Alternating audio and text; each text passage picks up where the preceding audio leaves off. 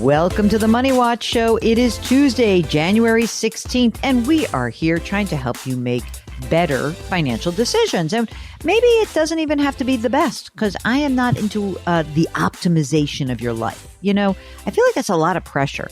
I was thinking about this yesterday, Mark. I was doing a Peloton, and I was exhausted.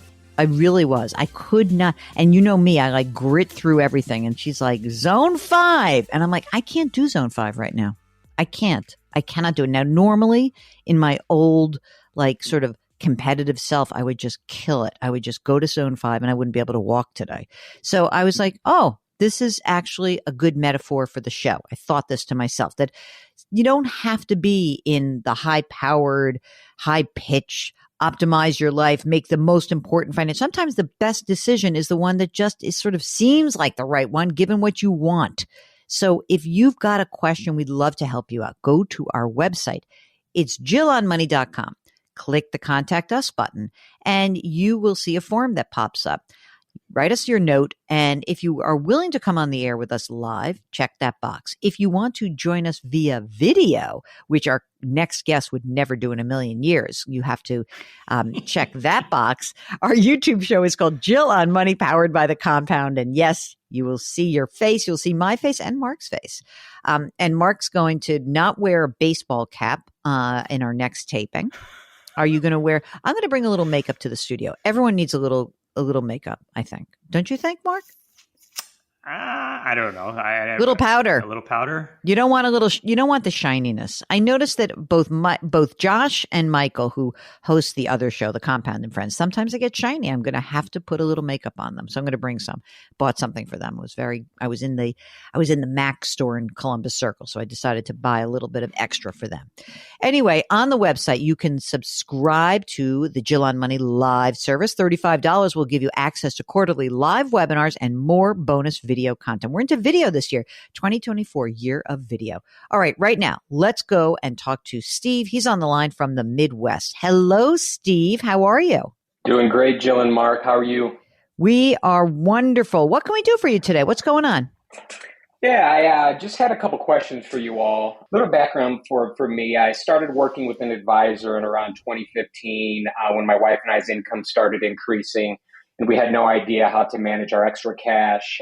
They did great things for us, but our situation wasn't overly complicated. And after learning about the long-term impact of the fees that they were charging, decided to take it over for myself early last year. Since I am doing it on my own, I just have a few questions related to our overall situation, as well as taking over our finances. So I love this because you took over in early 2023 and the market goes on a rip-roaring tear. So you're a genius, obviously. Absolutely. Aren't we all? All right. So how old are you, Steve? I'm 41 years old and my wife is 40. Okay. And are you both working? Yes, we're both W-2 earners. Okay. How much do you guys earn together? Together, we make about $600,000, including base, bonus, and RSU, so all in. Oh my God! You know, we know where he lives. Can you imagine 600,000 in that part of the country? Mean, I don't know. Maybe I'm wrong, but I would think that goes a nice long way. But maybe he has 12 children. How many kids do you have, Steve? Not 12. We just have 2. We have a 9 and an 11-year-old. Okay. In the management of all of this, of your assets and looking ahead, tell us what you have been doing. Are you both maxing out your retirement accounts? Are you both using 401ks, Roths, traditional? What's up? Yeah, so we are both maxing out our 401k, so that it'll be the $23,000 this year. We are also contributing to brokerage accounts as well. So I can give you some of those numbers if that helps. Let's do it. Yeah. So from a 401k standpoint, we're at about 900,000. These are total. All these numbers are going to be total between my wife and I. Yep. Perfect. So we're 900,000. Go ahead. Sorry, Joe. The 900, is it pre-tax? Is it a traditional or a Roth?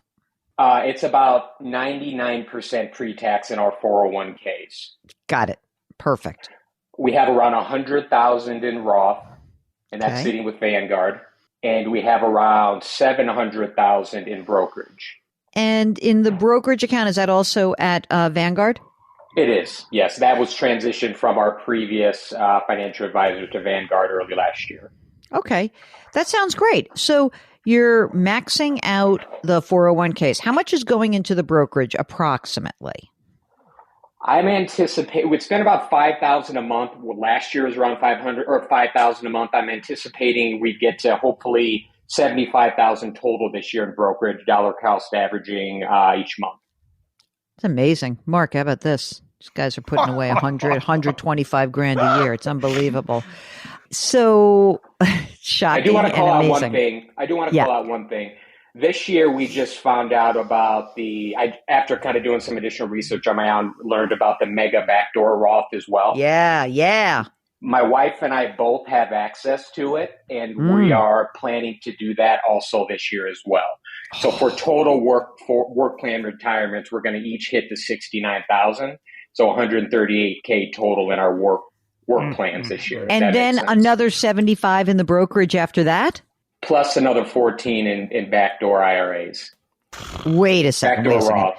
So you're going to do mega backdoor Roth, 138, 14 in a plain old backdoor Roth, and then on top of that, another 75 in the brokerage? That's the plan, yes. Holy crap. Nice. You know, Amanda this year, she doesn't even know this. I get like all the communications from her job, but she just got access to the backdoor, the mega backdoor. You're in. You're doing it. Okay, let's get back to Steve. Steve, the 9-year-old and 11-year-old scholar, do we have 529 plans set up for them? We do. We have about 210 total and 529s for them. That's a lot. Are you contributing a lot going forward, or did you pre-fund it? How are you thinking about the 529s? So the plan is to put 10K each until they graduate. I don't know obviously you don't know where they're going to go to school. I do anticipate them going to school. So there is a thought of maybe we are overfunding that a bit, especially within the 529. So, but that plan is to put in 10K each until graduation from high school. I feel like that's a little bit of overkill. I don't know, just because you're going to have a big brokerage account also anyway. But okay, yeah. How about we just let's do it through middle school and then see where you stand. How about that? You'll know more anyway at that point, right? And by middle school, you kind of know, like, this one's a bust out. Not going to be able to. I'm only kidding. All right, let's talk about your home. How much is your house worth? House is worth $450. 200 left on it. We have a 2.6% mortgage rate. I think we have like 17 or 18 more years left on it. What's the square footage? We're at like 3,000 square foot. We're lucky to have a nice sized yard park behind us. It's a good situation. Mark, I just feel the envy seeping out of you when you ask that question. Yeah, it's just zip code. All right, so Steve, how about let's get to some nuts and bolts here. Life insurance? Got it. How much? $1 million each. Okay, great. And estate docs?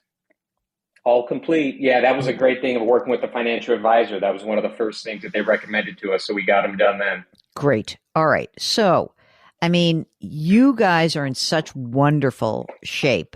You're doing such a great job. Is there some wrench you're about to throw into this? Like, well, actually, we want to quit in 3 years and move to Bora Bora. Like, is there anything you're going to throw at me on this?